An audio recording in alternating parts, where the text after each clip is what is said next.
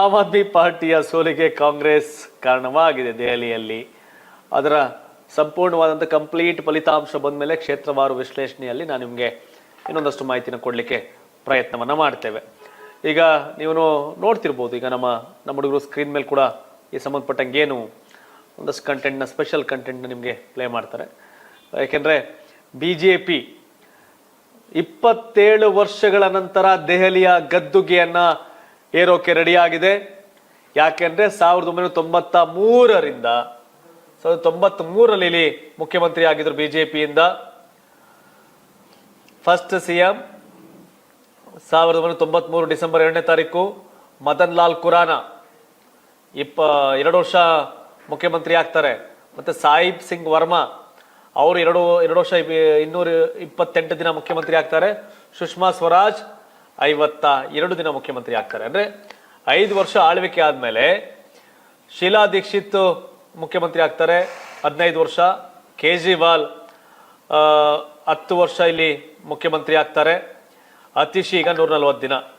ಅಂದ್ರೆ 27 ವರ್ಷಗಳ ನಂತರ, 98 ಆದ್ಮೇಲೆ BJP ಅಧಿಕಾರಕ್ಕೆ ಬಂದಿರಲಿಲ್ಲ. 27 ವರ್ಷಗಳ ನಂತರ ಇದೀಗ BJP ಅಧಿಕಾರದ ಗದ್ದುಗೆಯನ್ನ ಏರ್ತಾ ಇದೆ. 2015 2020 ಚುನಾವಣೆಯಲ್ಲಿ BJP ನಾಯ ಪ್ರದರ್ಶನ ಕಂಡಿತ್ತು. 70 ಸೀಟಲ್ಲಿ BJP ಗೆದ್ದಿದ್ದೆ. 2015 3 ಸೀಟು. 2020 BJP 70 ಗೆದ್ದಿದ್ದು 8 ಸೀಟು. ಆಮ್ ಆದ್ಮಿ 62 ಗೆದ್ದಿತ್ತು.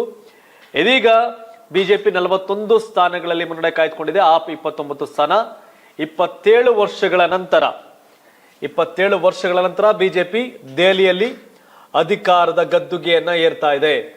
BJP ಕಚೇರಿ ಮುಂದೆ ದೆಹಲಿಯಲ್ಲಿ ಸಂಭ್ರಮಾಚರಣೆ ಮನೆ ಮಾಡಿದೆ.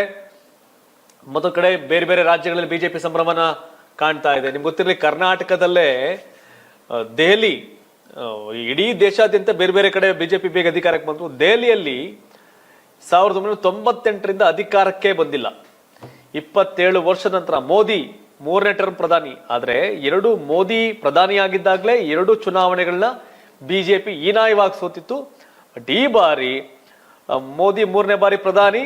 ಬಟ್ 27 ವರ್ಷಗಳ ನಂತರ ಮೊದಲ ಬಾರಿಗೆ ಮತ್ತೆ BJP ದೆಹಲಿಯಲ್ಲಿ ಅಧಿಕಾರದ ಗದ್ದುಗೆಯನ್ನ ಏರ್ತಾ ಇದೆ. 70 ಸೀಟ್ಗಳಲ್ಲಿ ಈಗ BJP 41 ಸ್ಥಾನಗಳಲ್ಲಿ ಮುನ್ನಡೆ. ಆಮ್ ಆದ್ಮಿ ಪಾರ್ಟಿ 29, ಕಾಂಗ್ರೆಸ್ 0. ಕಾಂಗ್ರೆಸ್ ಈ ಸನ್ನಿವೇಶ ಬರುತ್ತೆ ಅಂತ, ಯಾಕೆಂದ್ರೆ ಇವತ್ತು ಆಮ್ ಆದ್ಮಿ ಪಾರ್ಟಿಯ ಈ ಹಿನ್ನಡೆಗೆ, ಆಮ್ ಆದ್ಮಿ ಪಾರ್ಟಿಯ ಸೋಲಿಗೆ ಕಾಂಗ್ರೆಸ್ ಕಾಂಟ್ರಿಬ್ಯೂಷನ್ ದೊಡ್ಡ ಮಟ್ಟಕ್ಕಿದೆ.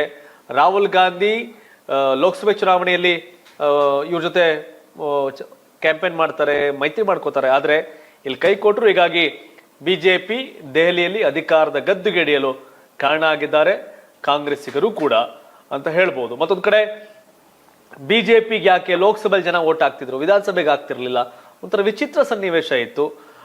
ಹಾಗಾಗಿ ದೆಹಲಿ ಗದ್ದುಗೆಯನ್ನ ಏರಿದೆ BJP. ಎಲೆಕ್ಷನ್ ಕಮಿಷನ್ ಪ್ರಕಾರ 41 ಸ್ಥಾನಗಳಲ್ಲಿ BJP, ಆಮ್ ಆದ್ಮಿ ಪಾರ್ಟಿ 29, ಕಾಂಗ್ರೆಸ್ 0.